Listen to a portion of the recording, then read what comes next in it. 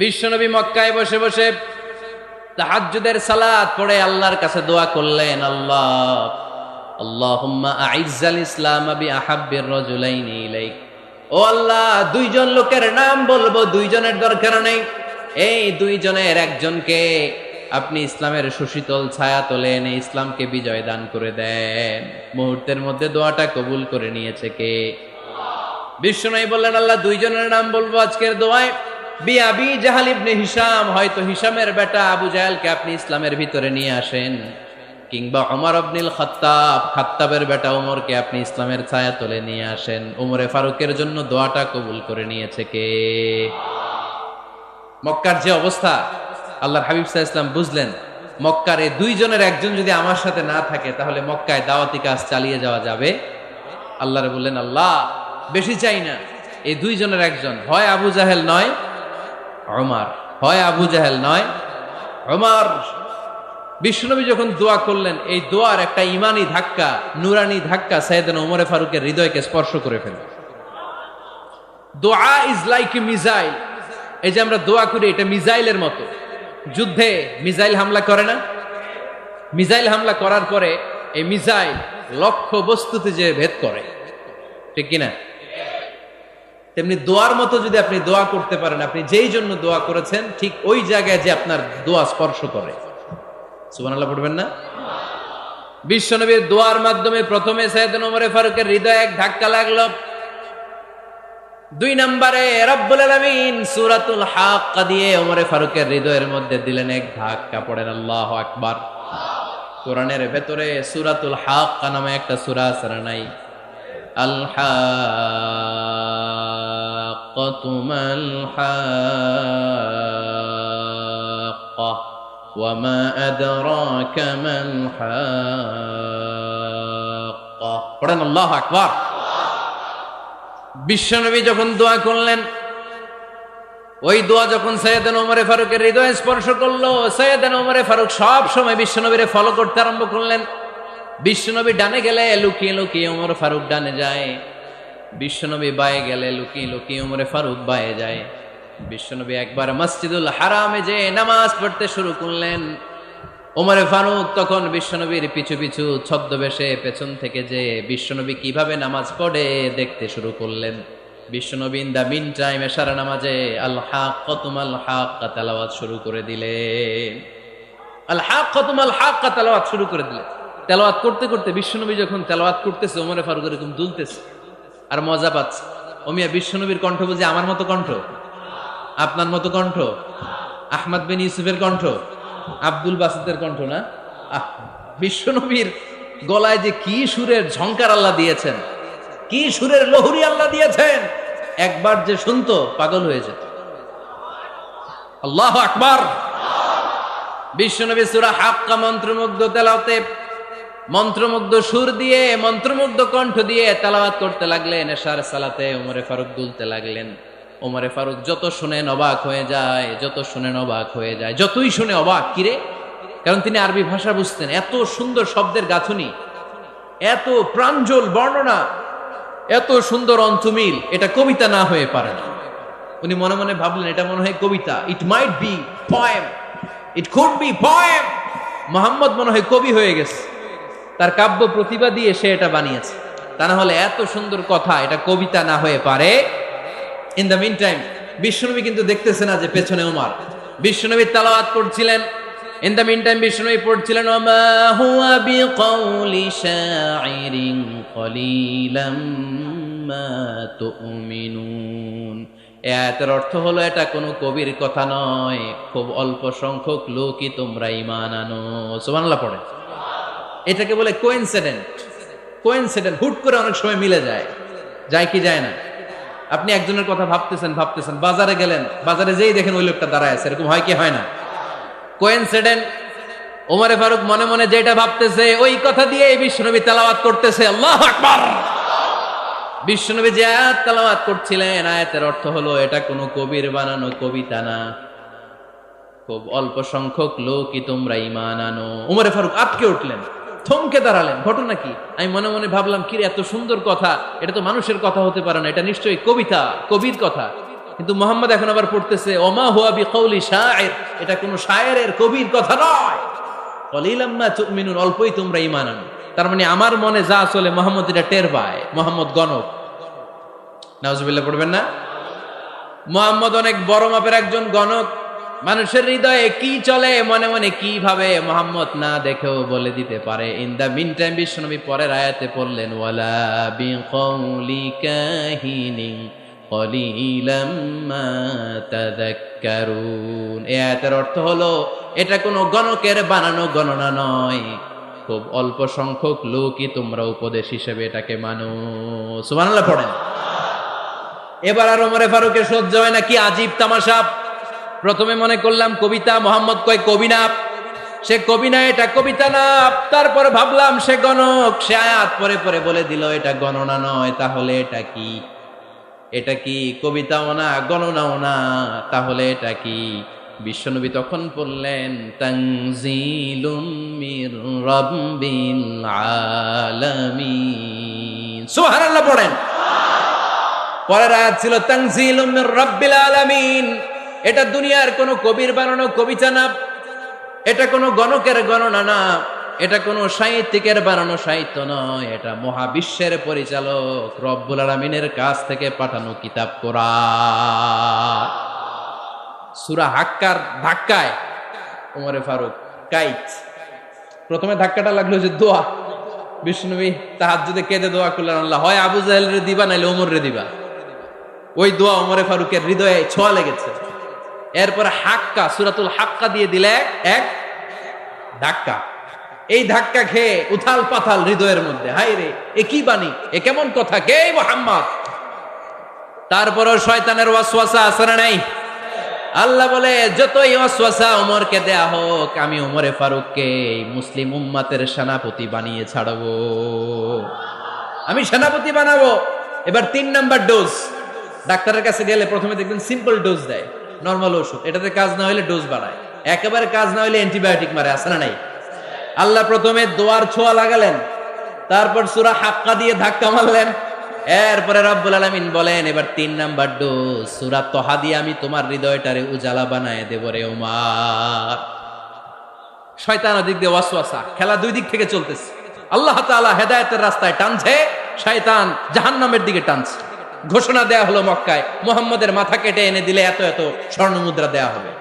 ওমরে ফারুক রাজি হয়ে গেলেন, নাঙ্গা তলোয়ার নিয়ে বিশ্বনবীর মাথা কাটার জন্য ছুটলেন।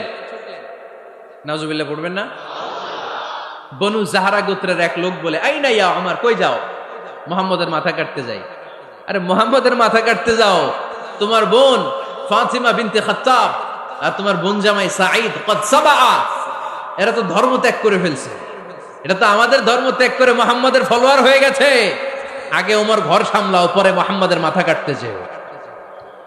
ওমরে ফারুক অবাক হয়ে গেলেন, তলোয়ার নিয়ে বিশ্বনবীর দিকে না যে নিজের বাড়ির দিকে চলে গেলেন। বিশ্বনবীর আপন বোন ফাতিমা বিনতে খাত্তাব, বোন জামাই সাঈদ আর খাব্বাব রাদিয়াল্লাহু তাআলা আনহু, 3 জন মিলে সূরা তহা তেলাওয়াত করছিলেন। পড়েন সুবহানাল্লাহ। মক্কায় লুকিয়ে লুকিয়ে দাওয়াত হতো।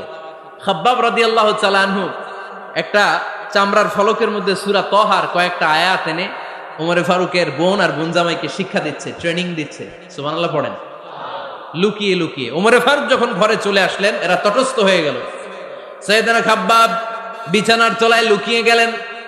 ওমরে ফারুক বললেন, দরজা খোলো। ফাতিমা বিনতে খাত্তাব দরজা খোলার পরে নির্মম ভাবে সাইয়েদনা ওমর রাদিয়াল্লাহু তাআলা আনহু বোনের গায়ে আঘাত শুরু করে দিল। বোন জামাইকে আহত করতে শুরু করলো আর বলতে শুরু করলো, তোরা পাগল হলি কেন? কি আছে ওই মুহাম্মাদের মধ্যে? কি জাদু নিয়ে এসেছে? সে যাই বলে লোকজন পাগল হয়ে যায়, সবাই তার উপর কালিমা পড়ে ঈমান এনে ফেলে। কি এমন জিনিস তোদের কাছে আছে যেটা দেখে মুহাম্মদকে তোরা ভালোবাসলি? কি আছে? কি পড়তেছিলি আমারে দেখা। ফাতেমা বলে, ইন্নাকা রিজসুন লা ইয়ামাসসুহু ইল্লাল মুতাহহারুন। ও আমার ভাই ওমর, তুমি নাপাক। তুমি কি? লা ইয়ামাসসুহু ইল্লাল মুতাহহারুন, পবিত্রতা অর্জন না করে এই কোরআন ধরা যায় না। সুবহানাল্লাহ পড়েন। উমরে ফারুক গোসল করে আসলেন, কারণ ধাক্কা তো আগে কয়েকটা খাইছে। কথা বোঝেন নাই বোধহয়? প্রথমে দোয়ার ধাক্কা, পরে কোন সূরা দিয়ে ধাক্কা? হাক্কা দিয়ে ধাক্কা। 3 নম্বরে এখন আরেকটা ধাক্কা খাবে। গোসল করে আসলেন, ফাতেমা বিনতে খাত্তাব বললেন, গোসল যখন করে এসেছেন এই নেন। উমরে ফারুক এবার চামড়ার কাপড়ের মধ্যে সূরা তহার প্রথম আয়াতের দিকে নজর করলেন। নজর করেই কোরআনের প্রেমে পড়ে গেলেন। পড়েন সুবহানাল্লাহ। উমরে ফারুক পড়তে আরম্ভ করলেন, তহা মা আনজালনা আলাইকাল কুরআনা লিতাশকা ইল্লা তাযকিরাতাল লিমান ইয়াখশা তানজিলাম মিম্মান খালাকাল আরদা ওয়াস সামাওয়াতিল উলা। সুবহানাল্লাহ পড়েন। উনি পড়তে আরম্ভ করলেন, তহা মা আনজালনা আলাইকাল কুরআনা লিতাশকা, এই কোরআনকে আমি তোমাদের হতভাগ্য জাতি হিসেবে দুনিয়ায় থাকার জন্য পাঠাই নাই। এটা রব্বুল আলামিনের পক্ষ থেকে এসেছে। যারা রবকে ভয় করে তাদের জন্য আছে উপদেশ। যিনি আকাশ বানিয়েছেন, জমিন বানিয়েছেন, ওই আল্লাহ তাআলা নিজেই এই কোরআন পাঠিয়েছে। আওয়াজ করে পড়তে হবে আল্লাহু আকবার। উনি খুব ভালো আরবি জানতেন। সূরা তহা পড়ার পরে আর ধৈর্য ধারণ করতে পারে না। ওমর ফারুক ছোট্ট বাচ্চার মতো কান্না শুরু করে দিলেন। আল্লাহু আকবার। সূরা তহাটা হাতে নিয়ে, তলোয়ারটা হাতে নিয়ে বিশ্বনবীর দিকে ছুটতে আরম্ভ করলেন। আইনা মুহাম্মদ, কোথায় মুহাম্মদ? তোমরা আমাকে মুহাম্মাদের কাছে নিয়ে চলো। বিশ্বনবী তখন সাফা পাহাড়ের পাদদেশে দারুল আরকাম ইবনে আলকামের ঘরে লুকিয়ে লুকিয়ে কোরআনের দাওয়াত দিতেন। ওমরে ফারুককে পাগলের মতো ছুটে আসতে দেখে বিশ্বনবীর চাচা হামজা ইবনে আব্দুল মুত্তালিব বলল, নবী আপনি পালান।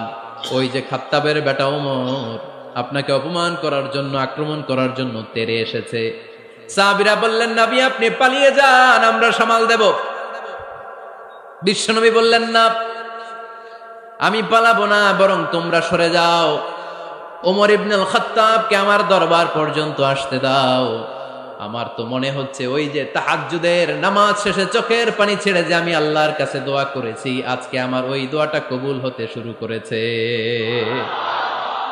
আমার তো মনে হচ্ছে আমার ওই দোয়া কবুল হবে, আসতে দাও।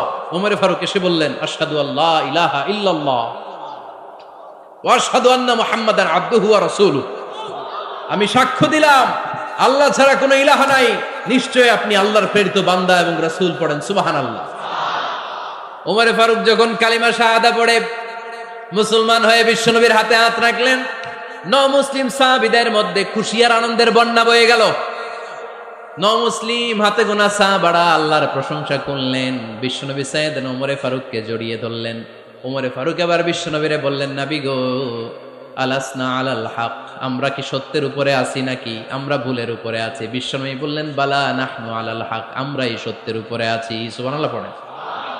আলাসনা আলাল হক, নবী আমরা কি সত্যের উপরে নাই?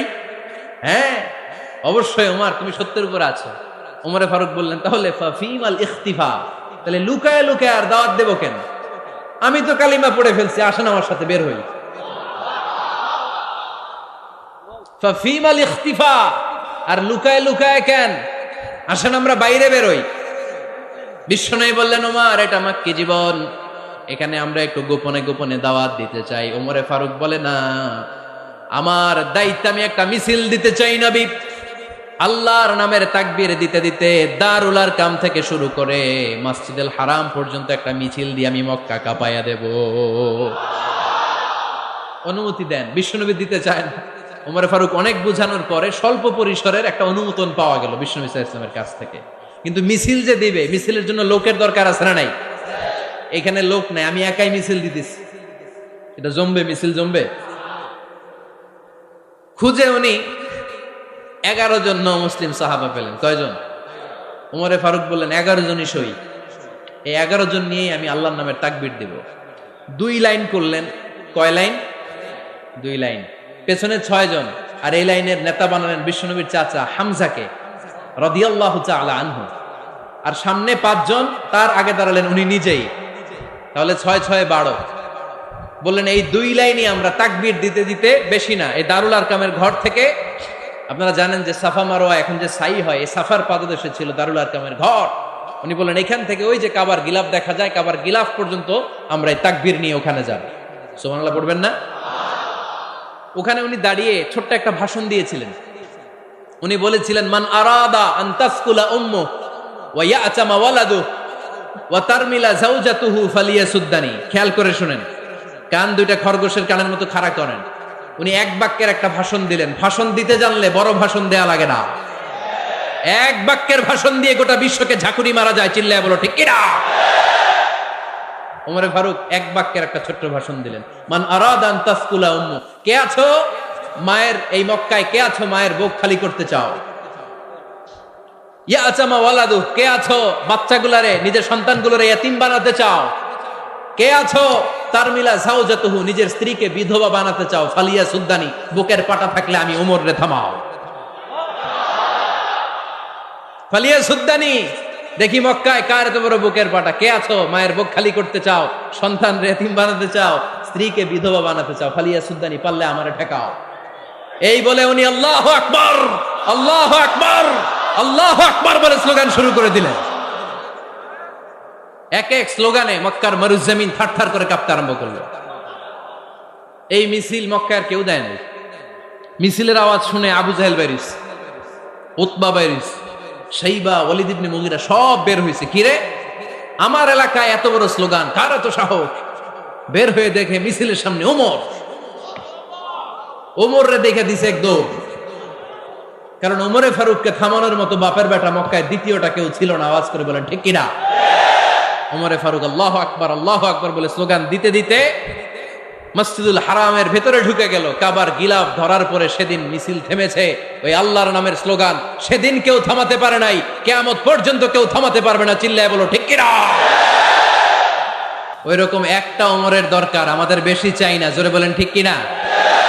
দাও খোদা দাও আমায় আবার ওমর দারাজ দিল, দাও খোদা দাও আমায় আবার ওমর দারাজ দিল, দাও আলীর মতো বীর সেনানি, আলীর মতো বীর সেনানি জাগাতে নিখিল, দাও খোদা দাও আমায় আবার ওমর দারাজ দিল। সুবহানাল্লাহ পড়েন। একটা ওমর লাগবে। চিল্লায় বলেন কয়টা? ওই ওমরের অপেক্ষায় বাংলাদেশ সহ গোটা মুসলিম উম্মাহ, ঠিক কিনা? একটা ওমরই যথেষ্ট। আমাদের সেন্ট্রাল লিডারশিপ নাই তো, আমাদেরকে এদিকে লাথি মারলে আমরা ওইদিকে যাই, ওদিক থেকে গুতা মারলে আমরা এদিকে যাই। আমাদের রিপ্রেজেন্টেটিভ, আমাদের প্রতিনিধিত্ব করার মতো কোন কেন্দ্রীয় লিডারশিপ নেতৃবৃন্দ গোটা বিশ্বে নাই, ঠিক কিনা? আমরা সেই ওমরে ফারুকের অপেক্ষায়, আমরা সেই ইমাম আল মাহাদির অপেক্ষায়।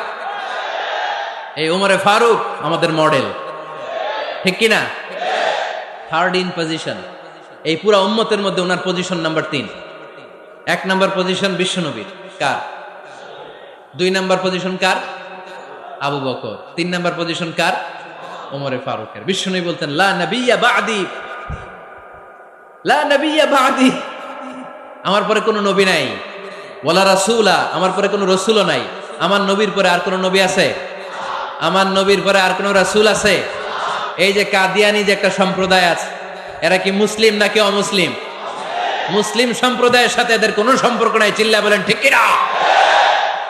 এরা যদি মুসলমান হতে চায়, আমার নবী দ্য লাস্ট মেসেঞ্জার বিশ্বনবীকে খাতামুন নবী হিসেবে সংবাদ সম্মেলন করে গোটা বিশ্বকে জানাই দিতে হবে, তারপরে তাদেরকে আমরা মুসলিম হিসেবে স্বীকৃতি দিব। চিল্লায় বলেন ঠিক কিনা? তা না হলে তারা কোন ধর্মের এটাকে জানাই দিতে হবে। No inferiority complex, no identity crisis. Identity ক্রাইসিসে থাকা যাবে না। আপনারা কোন ধর্মের এটা জানায় দেন। আপনারা বিশ্বনবীরও শেষ নবী মানবেন না, আবার মুসলিম বলেও নিজেদেরকে ট্যাগ লাগাতে চাইবেন। সাধারণ মুসলমানরা এটা এই ধোঁকাবাজি মানে না। চিল্লায় বলেন ঠিক কিনা? আমার নবীর পরে কোনো নবী নাই, আমার রাসূলের পরে কোনো রাসূল নাই, ঠিক কিনা? আল্লাহর হাবিব বলতেন লাউ কানা বা'দি নাবিয়্যুন লাকানা উমর, তবে আমার পরে যদি নবী হওয়ার যোগ্যতা কারো থাকে, আমার ওমরের ওই যোগ্যতা আছে। সুবহানাল্লাহ পড়েন। প্রভু তুমি বলেছো রাসূল দেবে না, বলনি দেবে না ওমর, বলনি দেবে না হামজা তারি, খালিদ বিজয় তুমি বলেছ রাসূল দেবে না। সুবহানাল্লাহ পড়েন। এজন্য আমরা একটা ওমর চাই।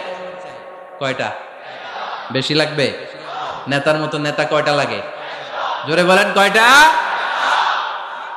Enough, that's enough. Omar Faruk, our super hero.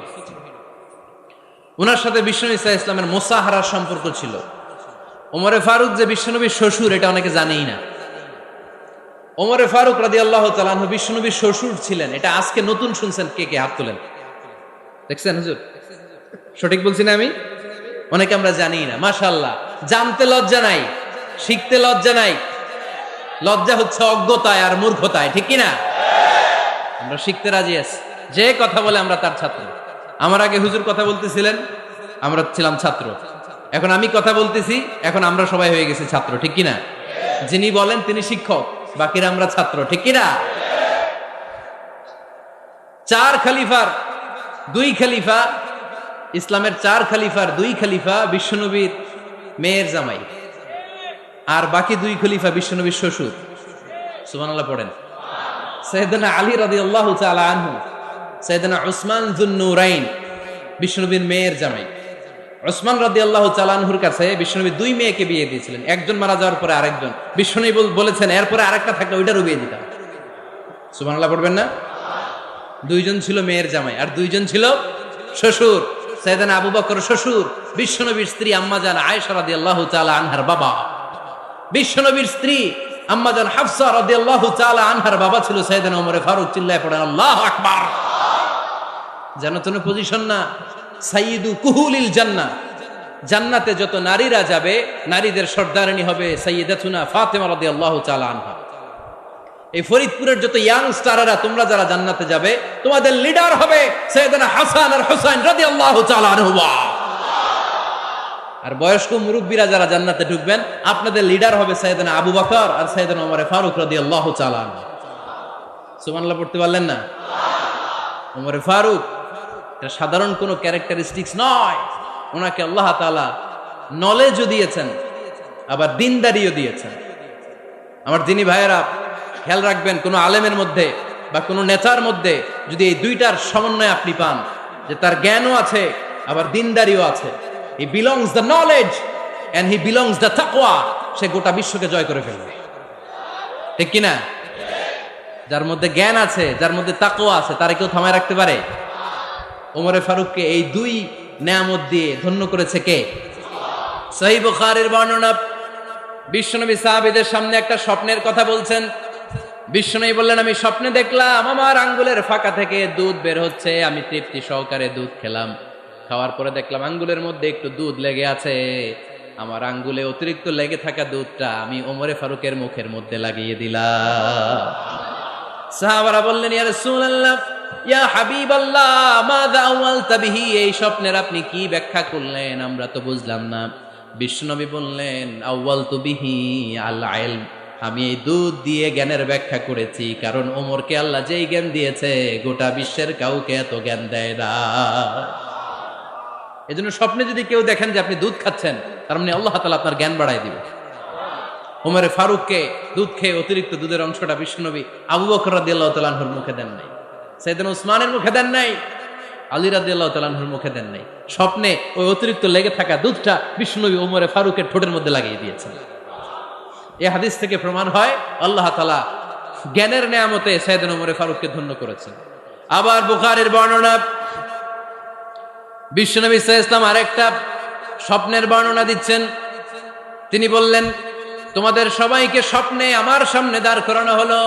আমি দেখলাম তোমাদের কারো জুব্বা নাভি পর্যন্ত, কারো জুব্বা হাঁটু পর্যন্ত, কারো জুব্বা টাকনু পর্যন্ত।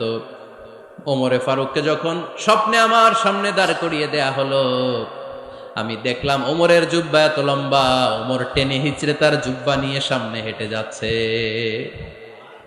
সাহাবারা বললেন, ফামাযা আওয়ালতা বিহি ইয়া রাসূলুল্লাহ, ও আল্লাহর রাসূল, এই স্বপ্ন দিয়ে আপনি কি বুঝাতে চাইলেন? আমরা কিছু বুঝলাম না। বিশ্বনবী বললেন, আউয়ালতু বিহি আদ-দীন, আমি এই হাদিসের দ্বারা দিনের ব্যাখ্যা করলাম, যার জামা যত লম্বা তার দিনদারি তত বেশি। সুবহানাল্লাহ, আসতে পড়েন। স্বপ্নে দেখলেন কোন সাহাবীর জুব্বা নাবি, কোন সাহাবীর হাঁটু, কারোটা টাকনু, কিন্তু ওমরে ফারুকের জুব্বা এত লম্বা, ইয়াজুরু থাওবাহু, তিনি তার জুব্বা টেনে হিচড়ে যাচ্ছেন। বিশ্বনবী বললেন, এটা দ্বারা আমি দিন, আমি তাকওয়া, দিনদারি, তাকওয়া এটার ব্যাখ্যা করেছি। তার মানে ওমরে ফারুকের তাকওয়ার সামনে সব তাকওয়া পানি হয়ে যাবে। কোন সুবহানাল্লাহ। আল্লাহ তাআলা সাইয়েদনা ওমরে ফারুককে দিনের জ্ঞান দিয়েছেন, তাকওয়া দিয়েছেন। যুবক ভাইয়েরা, যাকে আল্লাহ তাআলা দিনের জ্ঞান দেয়, যাকে আল্লাহ তাআলা তাকওয়ার এই গুণ দিয়ে সমৃদ্ধ করে, তার জন্য গোটা বিশ্বের সব দরজাগুলোকে ওপেন করে দেয় কে? কত বড় মুত্তাকি ছিলেন সাইয়েদনা ওমরে ফারুক। মদিনার সমাজে কয়জন মুনাফিক ছিল বিশ্বনবী ছাড়া কেউ বলতে পারতেন না। বিশ্বনবী কোন সাহাবীকে মুনাফিকদের লিস্ট দিয়ে যান নাই, একজন সাহাবী ছাড়া। দেখি কেউ বলতে পারেন কিনা ওই সাহাবীর নাম? কি নাম? হুযায়ফা ইবনুল ইয়ামান রাদিয়াল্লাহু তাআলা আনহু। উনাকে বলা হতো সাহিবু সিররি রাসূলিল্লাহ, আল্লাহ রাসূল সাল্লাল্লাহু আলাইহি ওয়াসাল্লামের গোপন তথ্যের ধারক বাহক। সুবহানাল্লাহ পড়বেন না? বিশ্বনবী ইন্তেকালের আগে মদিনার সমাজে মোট কয়জন মুনাফিক আছে এই তথ্য আবু বকরকে বলেন নাই, ওমর রাদিয়াল্লাহু তাআলা আনহুকে বলেন নাই, উসমান রাদিয়াল্লাহু তাআলা আনহু, আলী রাদিয়াল্লাহু তাআলা আনহু, আশারাতুল মুবাশশিরিনা বিল জান্নাহ কোন সাহাবীকে বলেন নাই। শুধুমাত্র কেবলমাত্র একমাত্র হুযায়ফা ইবনুল ইয়ামান রাদিয়াল্লাহু তাআলা আনহুর কাছে মুনাফিকদের লিস্টে বিশ্বনবী দিয়ে গিয়েছেন। সুবহানাল্লাহ পড়েন। মদিনায় কারা কারা মুনাফিক কেউ জানতো না হুযায়ফা ছাড়া। কে ছাড়া? নামটা আজকে মুখস্থ করেন, যাতে অন্য কোনো ওয়াজে কেউ জিজ্ঞেস করলে বলতে পারেন। মুনাফিকদের লিস্ট যে সাহাবীর কাছে বিশ্বনবী দিয়ে গিয়েছিলেন, সাহাবীর নাম কি? নাম? নামটা কেমন লাগে? ভাল লাগে? অনেকে আমারে জিজ্ঞেস করে, হুজুর আমার ছেলে হবে আগামী মাসে, একটা নাম দেন। নাম দিয়ে দিলাম হুযায়ফা। যাদের হবে ছেলে, এলাকায় যাদের নেক্সট কয়েক মাসে ছেলে হবে, খালি হুযায়ফা চলবে। কি চলবে? ভাল লাগে? নামটা ভাল লাগে? রাইখেন, অনেক সুন্দর নাম। উনি জানতেন মুনাফিক কারা। দেখেন ওমরে ফারুকের তাকওয়ার লেভেলটা কত হাই। ওমরে ফারুক একদিন হুযায়ফা রাদিয়াল্লাহু তাআলা আনহুর কাছে গেলেন, যে বললেন, হুযায়ফা, বিশ্বনবী ইন্তেকালের আগে মুনাফিকদের নামের লিস্টটা কারো কাছে দেয় নাই, আমার জানা নাই, সাইয়েদনা আবু বকরের জানা নাই, কোন সাহাবীর জানা নাই, তুমি ছাড়া। আমি তোমার কাছে জানতে চাই, আমি ওমরের নামটা ওই মুনাফিকদের খাতায় আছে কিনা আমার একটু বলো। আমার ওমরের নামটা ওই মুনাফিকদের লিস্টিতে একটু আছে কিনা, নামটা একটু বলো। যদি থাকে আমি ভালো হয়ে যাব। আমি নেফাকি দূর করে পাক্কা মুমিন হতে চাই। আমার নাম যদি মুনাফিকের লিস্টে থাকে আমি তো শেষ। হুযায়ফা চোখের পানি ছেড়ে দিয়ে বলে, আমিরুল মুমিনিন, কেমন প্রশ্ন করলেন আপনি? আপনি বিশ্বনবীর শ্বশুর, এই উম্মতে আপনার পজিশন 3 নাম্বার। আপনারে মুনাফিকরা ভয় পায়, শয়তান আপনারে ভয় পায়। আপনি জান্নাতে সব বয়স্ক লোকদেরকে নিয়ে জান্নাতের মধ্যে আগে আগে ঢুকবেন, কেমন করে মুনাফিকদের কাতারে আপনার নাম থাকতে পারে ওমর? সুবহানাল্লাহ পড়ে। কি বিনয়ী, কি তাকওয়া। হুযায়ফাকে যে ধরতেন, হুযায়ফা একটু বলো না আমার নামটা মুনাফিকদের লিস্টিতে আছে কিনা। ওমরে ফারুকের যদি এই টেনশন থাকে যে আমি মুনাফিক হয়ে গেলাম কিনা, আমাদের এই টেনশন থাকার দরকার আছে না নাই? হ্যাঁ, যেন সব সময় আল্লাহর কাছে দোয়া করতে হবে, আল্লাহ তুমি নেফাকি থেকে আমাদেরকে বাঁচাও। আরো জোরে পড়েন আমিন। আপনারা ওঠা বসা শুরু করলেন কেন? অনেক রাত হয়ে গেছে তাই? হ্যাঁ, শেষ করে দেই তাহলে না? যে অনেকের কষ্ট হচ্ছে মনে হচ্ছে। হ্যাঁ, এক নম্বরে যাচ্ছে এইটা, এটা সব মুখস্থ দেখি। হ্যাঁ, 1 নাম্বার, 2 নাম্বার, 3 নাম্বার। 1 নাম্বার হইল পেশাবখানা, 2 নাম্বার পায়খানা, 3 নাম্বার নাকি এইটা?